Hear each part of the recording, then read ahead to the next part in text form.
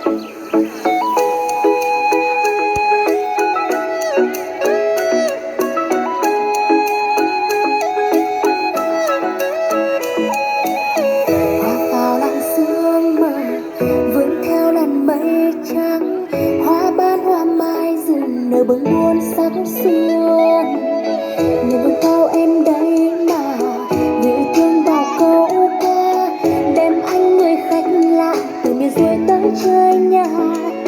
Nếu như anh có dịp thì mời anh ghé qua ghé thăm nơi bản làng người cây chúng em bóng đêm ngon nửa hồng vò rượu gần trưa uống đã say để sự kia chúng em yên bình nhưng lại gặp một chữ tình. Nếu như anh có dịp dừng đôi chân chốn nhà ghé thăm phiên chợ tình cùng say duyên chúng mình tiếng ca vang nuôi rừng nhịp nhàng từng câu hát then mùa xuân tới có bao ngọt ngào trao tình nồng đến trao.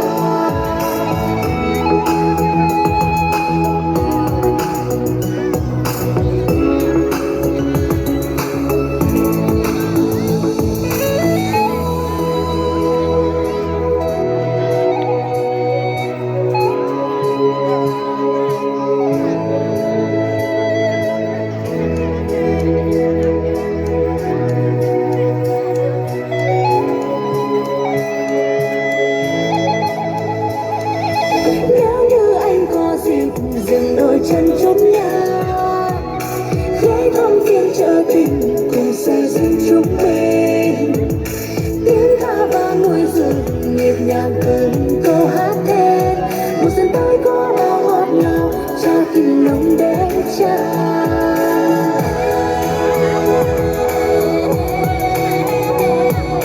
Chào một mùa xuân mới muôn hoa quê sắc như đang đón mơ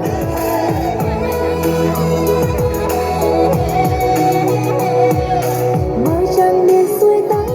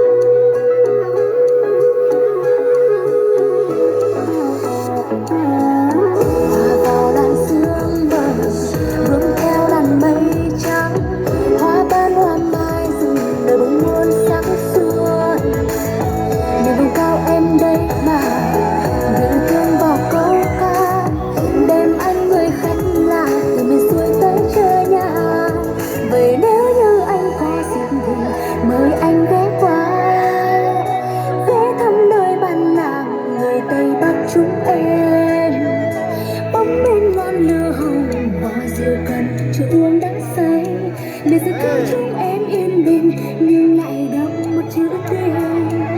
Nếu như anh có gì thì dừng đôi chân chúng nhà, ghé thăm phiên chợ tình cùng xa riêng chúng mình.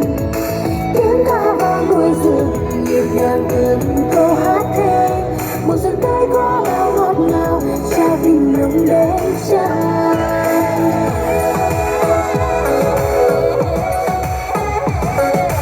Mời anh về miền Tây Bắc chúng em.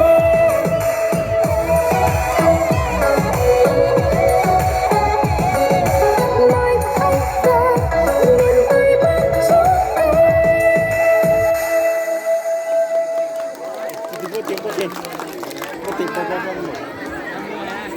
À, bote đó.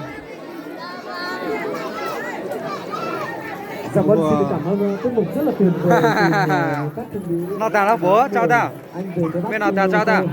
Và thứ nhất ở đây xin gửi đến toàn thể